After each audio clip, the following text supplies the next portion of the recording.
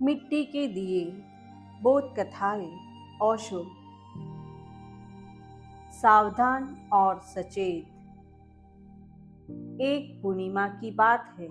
आधी रात थी और मैं मित्रों से घिरा एक झील में नौका पर था। चारों ओर चांदनी में नहाई हुई पहाड़ियां थी।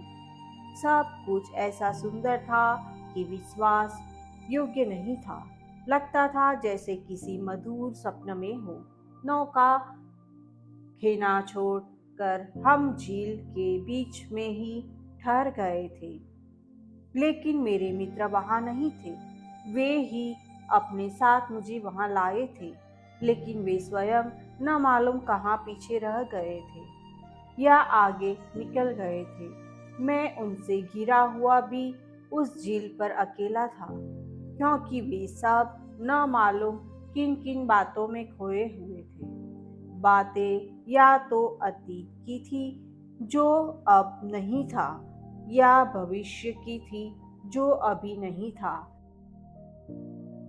लेकिन उनकी चेतना वहां नहीं थी जहां वे थे। उस अद्भुत झील और उस स्वप्निल रात्रि के प्रति उनकी उपस्थिति नहीं थी, जैसे वर्तमान उनके लिए था ही नहीं। और तभी उन्होंने पूछा, क्या परमात्मा है? मैं उन्हें क्या उत्तर दूं? इस सोच में पड़ गया, क्योंकि जिनका वर्तमान की जीवंतता से कोई संपर्क नहीं है, उनका परमात्मा से संबंध भी क्या और कैसे हो सकता है? जीवन ही तो परमात्मा है। जीवन की अनुभूति ही तो परमात्मा की अनुभूति है। फिर भी मैंने उनसे कहा, मित्र, क्या यह झील है? क्या यह चांद है? क्या यह रात्रि है? और क्या हम इस पूरे चांद को अद्भुत रात्रि में इस झील पर उपस्थित है? निश्चय ही वे सब चौंक गए थे और बोले थे, हाँ, इसमें शक का सवाल ही क्या है?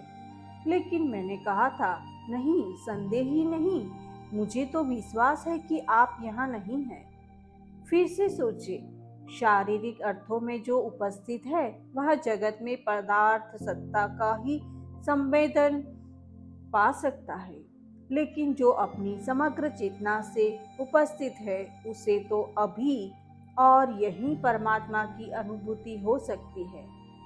परमात्मा है, लेकिन केवल उसके लिए जो उनके प्रति उपस्थित है, जो है। फिर एक घटना मुझे स्मरण आई और उसे मैंने उनसे कहा। एक दफ्तर के बाहर कुछ व्यक्ति बैठे हुए थे।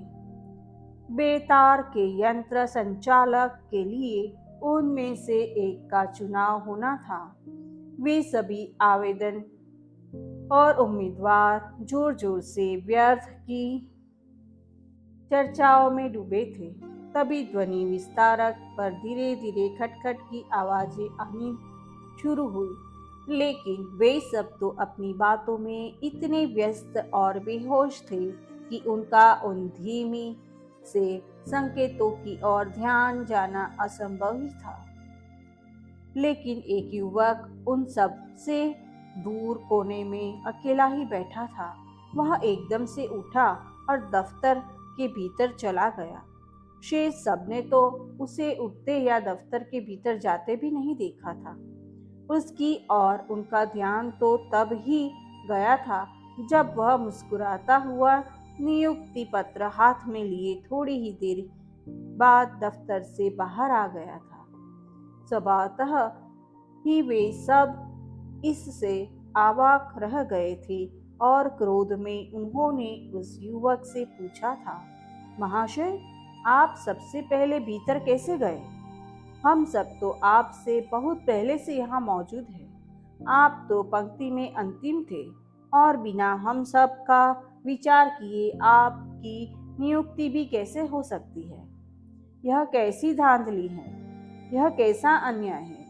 इस पर वह युवक हंसने लगा था और बोला था, मित्रों, मेरा इसमें क्या दोष है? आप में से किसी की भी नियुक्ति हो सकती थी और आप सब पर विचार करने के बाद ही मेरी नियुक्ति की गई है। क्या आपने ध्वनि विस्तारक पर भेजे गए संदेश को नहीं सुना था? वे सभी एक साथ ही बोले थे। कैसा संदेश? कौन सा संदेश? तब उस युवक ने उनसे कहा था, क्या आप बेतार की संकेत भाषा से परिचित नहीं हैं? ध्वनि विस्तारक पर जो खटखट की आवाजें आ रही थी, उनके द्वारा अत्यंत स्पष्ट रूप से कहा गया था, मैं एक ऐसे व्यक्ति को चाहता हूँ जो हमेशा सावधान और सचेत हो। जो व्यक्ति सबसे पहले इस संदेश को सुनकर दफ्तर में आएगा, इसके लिए नियुक्ति पत्र तैयार कर रखा गया है। परमात्मा के संदेशों की भी प्रतिक्षण वर्षा हो रही है। प्रकृति उसकी संकेत भाषा है। मौन होकर, सावधान होकर जो व्यक्ति उन संकेतों को प्रति जागता है, वह उसके द्वारा निश्चय ही भीतर बुला लिया जाता है।